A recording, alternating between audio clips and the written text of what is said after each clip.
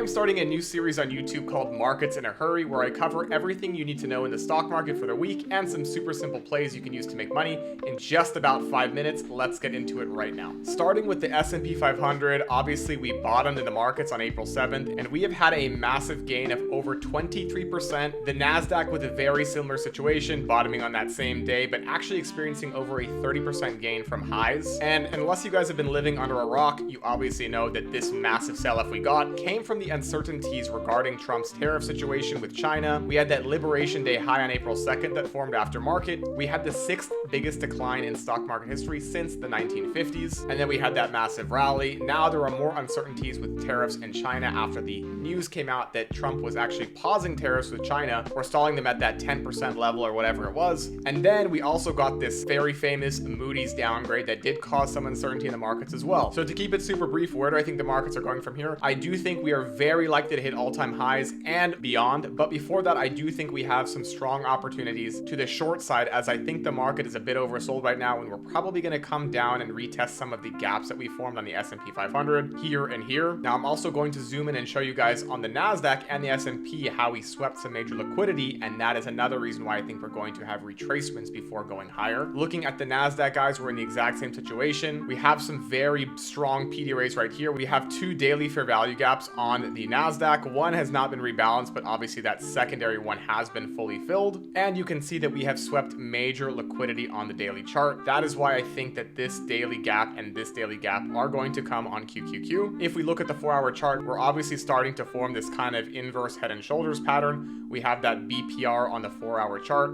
So what I think is going to happen here is we're going to come back up and rebalance a portion of that 4-hour fair value gap. And then we will ultimately use that to go lower to fill some of these gaps. So I think the uncertainties with China and with tariffs, as well as this Moody's downgrade, are probably going to be the reasoning for why we're going to fill these gaps. And from there, guys, I think that we are going to rally back up to all-time highs, if not way past it. And I'm going to show you why using data points that I have found through my research. Looking at the S&P 500, we can see that April 7th, this marked the current low of the year. And so on April 7th, I posted this data point. Shout out to Charlie from Creative Planning for this. Like I mentioned earlier, these two daily candles here marked the 6th biggest decline since 1950. If you look at the returns in the stock market in the S&P 500 1, 3, and 5 years later, we are looking at a 100% green return within the first year, the first 3 years, and the first 5 years, with a 100% plus return most of the time after that 5-year mark. We actually had the 6th worst start to a trading year in history, and if you look at returns, if you bought on day 65 of that period of time, you were green 14 out of 19 times, one full calendar year later. So when we go back to the S&P 500, once we do fill these, I will likely be looking to add some short-dated calls and dollar cost average into my long-term portfolios because of the data that shows that we are green 100% of the time 1, 3, and 5 years later after seeing these massive 2-day declines. This was the 5th biggest 2-day decline since 1950. So apart from the S&P 500 and QQQ, there are a few stocks that I'm looking at here. Obviously, those that follow me know that Tesla is one of my biggest positions that we added heavily between the 180 and 220 range. If you are in my community, obviously you are benefiting greatly from this if you did add this with me. And I'm obviously still extremely bullish on Tesla with the same type of situation going on here with Tesla with these gaps, just like we have on QQQ and SPY. If we are able to fill both of these, this is obviously going to be spots where I'm going to be adding to my long-term portfolio, potentially selling some puts on Tesla to collect some big premiums that I can use to then further buy the stock if it does decline more. And then ultimately I will be looking for all-time highs on Tesla. If you look at this data point, shout out to TrendSpider who provided this to me. But if you look at Tesla's performance over the last 15 years, June is actually the best performing month for Tesla, with 79% of the time having Tesla be green. Now that pairs perfectly with the idea that June is going to be bullish and close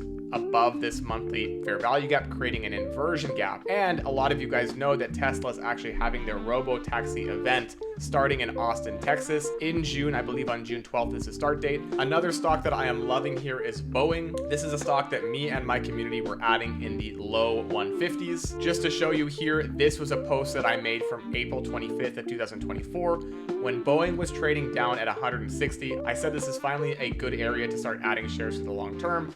trading at the 50% level of that monthly fair value gap. Sentiment is more bearish than ever. Boeing has little competition and overall is extremely beaten down. A great spot for a long-term ad. So we are up about 36% on this position now since my ads there. By the way, if you guys want access to all of my long-term ads, all of my swing trades, all of my day trading, and so much more, you're welcome to join our community. Link is in the description below. But I think the ultimate target for Boeing is actually this monthly fair value gap, meaning that Boeing should hit a minimum of $214.63. If we zoom into the daily chart as well, guys, we obviously have this bull flag forming, and we have finally broken out of the bull flag. I think that Boeing is likely to come up and test this 214 level very soon. The only thing that is holding this back, obviously, is that thesis that we might have some short-term downside on the NASDAQ and the S&P 500, meaning that if this comes down and drags down the market as a whole, it might stall this Boeing trade for a period of time. So if you are looking for short-dated calls, be a little bit careful with this. I would probably suggest doing this with shares instead, so that you're not suffering with that time decay issue of short-dated calls for a play like this. Quickly, another long-term position that I'm loving in these areas is ASML. If you don't know ASML, they are a chip lithography company. They basically have a monopoly in the space, and ultimately I'm very bullish for this company for the long term. We do have this massive daily gap here on ASML close to all-time highs. So if you are able to buy ASML here and hold to this daily gap when it does eventually hit, you're looking at a 33% return. This is something that me and the community also added in this monthly fair value gap, very similar to that Boeing play I showed you guys previously. We were in a monthly gap. And of course, just to show you proof that I was adding this in this area, on November 6th of 2024, my next big stock has finally come down to the optimal trade area, ticker symbol ASML. From a technical standpoint, we are finally trading into the mean threshold of this monthly fair value gap, and you can see that that was at 659.87 cents in that monthly fair value gap that I'm showing you guys right now, that you can see right here. Now, there are so many different tickers I could go over, guys. Again, I'm keeping the video series under 5 minutes. Make sure you like, subscribe, comment, do whatever you need to do. If you enjoyed the video, please give it a thumbs up. Appreciate your time and catch you in the next one.